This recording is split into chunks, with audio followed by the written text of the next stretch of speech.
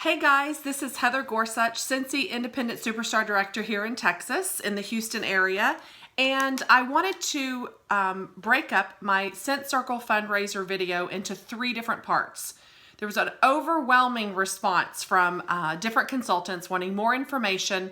And so I'm going to try to do it really from beginning to end, but break the video up into 3 different sections. That way you can go back and watch them in smaller increments of time instead of a huge hour or hour and a half, right? So the first concept that I'm going to be going over today is just the concept of a Scent Circle fundraiser, what it is and why you should consider doing it. So the Scent Circle fundraiser is a little bit different. I pitched the idea by just making up a simple brochure, informational sheet. It's 1 piece of paper that I actually saved in paper form and as a JPEG. So if someone shows interest on Facebook, I'm simply just sending them the image of this. It's explaining what a Scent Circle is, 20 fragrances to choose from, which now I've changed that to 19.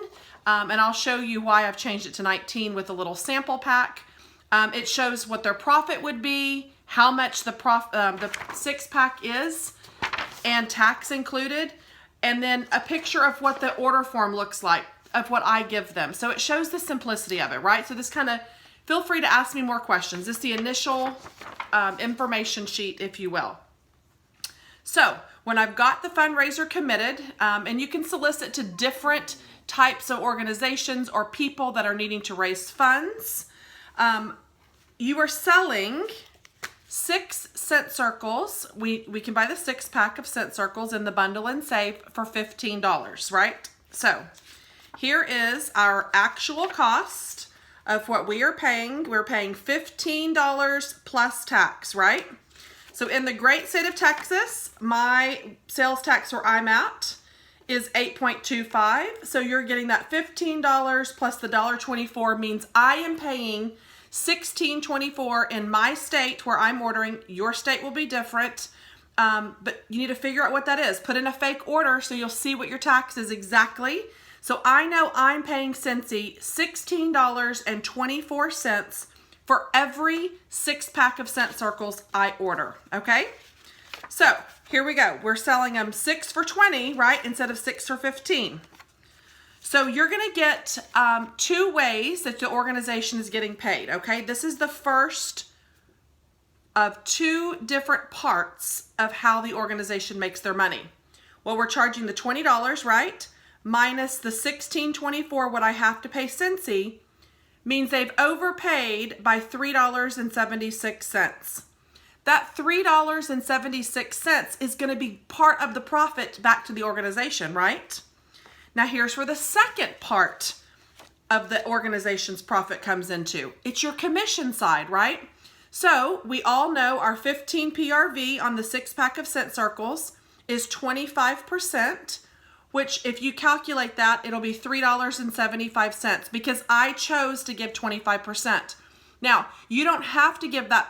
This percentage right here is up to you. You are an independent Scentsy consultant and you can choose what percentage of your commission that you decide to give. Now, remember, if you are an essential consultant, you haven't quite made it to the 25% commission yet. You're at 20%. So when you promote to certified, you'll be making that 25% commission on what you sell from that point on. So for this demonstration and what I personally give is 25% my entire commission to the organization. So we've got our overpayment plus my 25% is a $7.51 profit for every 6-pack sold. Does that make sense? Okay, let's take it a step further and tell you there's 2 ways in this Scent Circle fundraiser where the organization can make more money than that.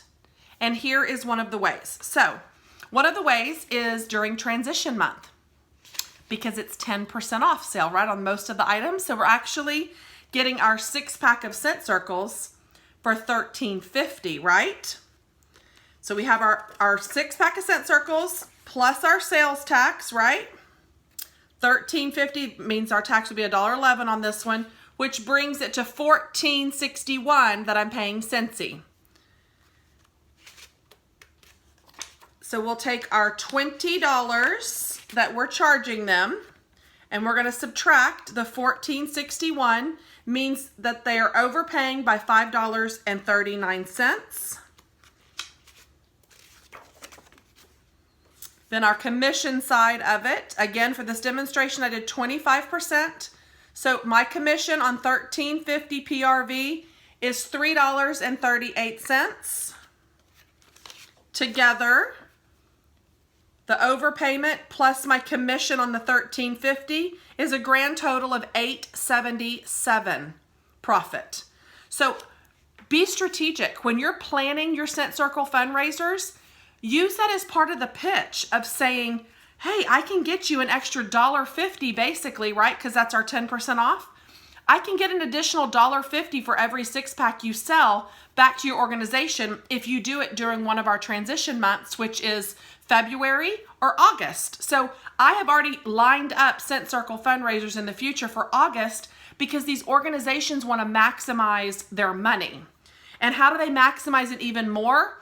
Well, very few people will be able to do this, only if they're a tax-exempt organization, meaning schools. I think it's a 501c3 is what they are, and they're registered with your state, but they have to provide you the paperwork. So it's not just, yeah, we're tax-exempt. It's you have documentation to become this organization that's tax-exempt. They will give you a copy of the tax-exempt form. You will scan it in, and you will email it to Cincy. I do it way ahead of time. That way it's already on record and it's done in advance so I can maximize and get everything lined up just right if they are tax exempt. And so if they're tax exempt, guess what?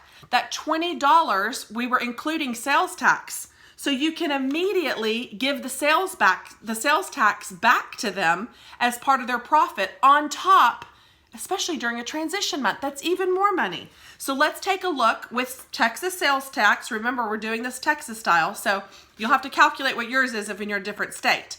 So if your PRV is 15, this is a regular month, $8.75 if you're tax exempt. And then if we're in a transition month and you're tax exempt, you're looking at $9.88 profit. That's pretty remarkable. So there's not a lot of fundraisers that can really give that kind of money back either. So think about that as you are pitching it to them and showing them the different options.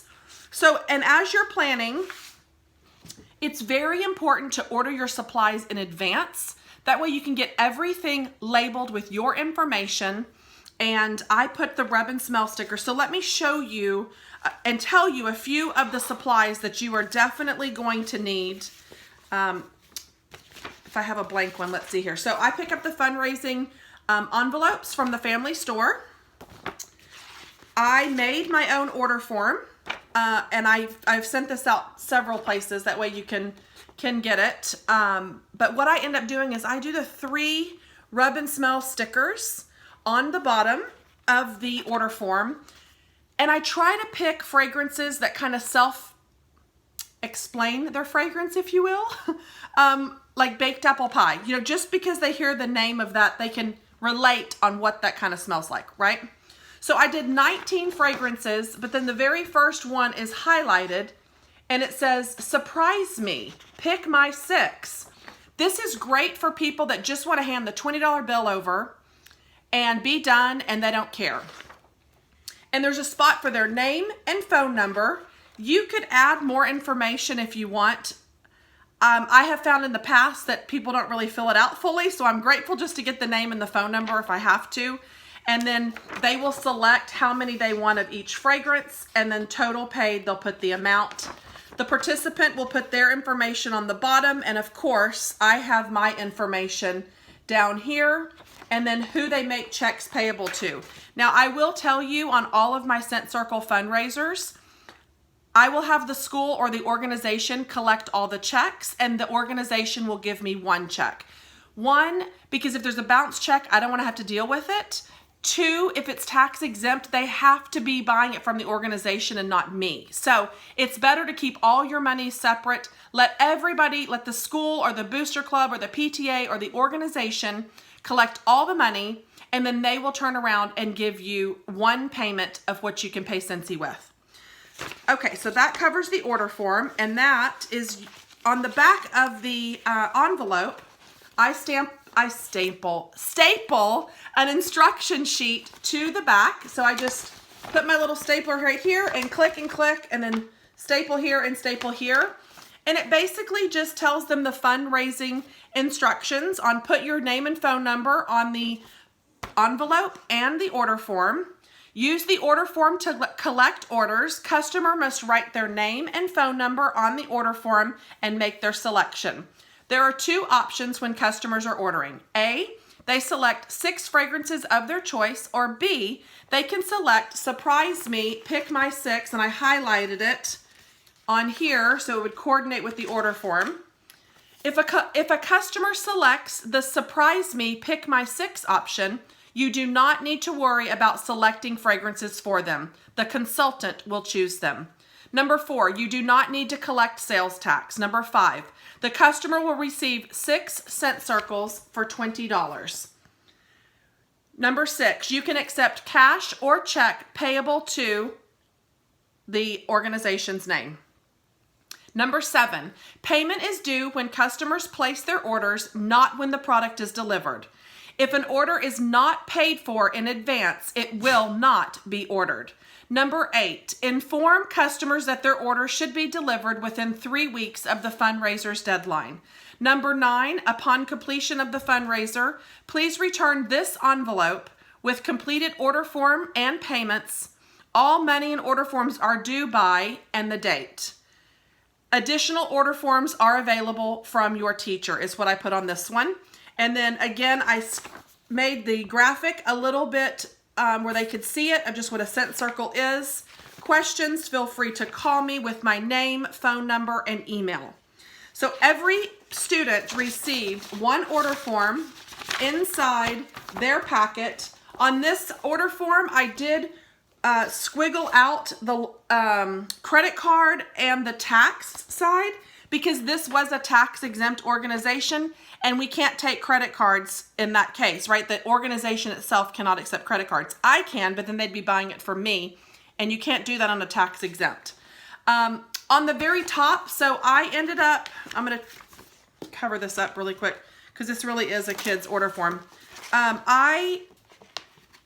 You know the standard labels that we make, forget the sizes, like 8156 Avery, it's the 1 inch by, oh gosh, I wish I had one here, I'd show it to you. Oh, it's this size label, you know, the regular standard label size that we do. So I printed that and then cut with scissors.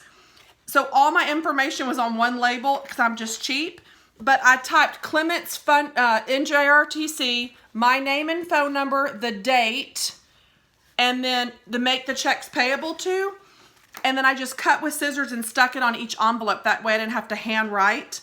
But our orders and money, this actually date changed because we had ice here, and so our fundraiser was extended 2 or 3 days because there was no school. So just be aware that if you are putting a sticker, you got to notify the kids if there's any change of the end by date, right? Because that totally happened on this fundraiser. So I just made the labels, you know, just so it looks organized and nice and clean and it's easy to see. What else? Oh, a couple of things that you're going to want to order. The fundraising order forms, the rub and smell stickers, print your instruction sheet out. The fundraiser thank you cards in the family store are great. So I ended up filling those out in advance with the name of the organization and the amount that they made. So I could put one in each person's bag that bought. Product list, I made sure I had plenty of product list sheets because I gave one customer a product list. I made scent samples up in advance, and this time I actually took it a step further and made washer whiff samples for each person. So I made sure to buy those free and half price with host credit so I could make those up in advance. Make sure you have plenty of labels with your information on them.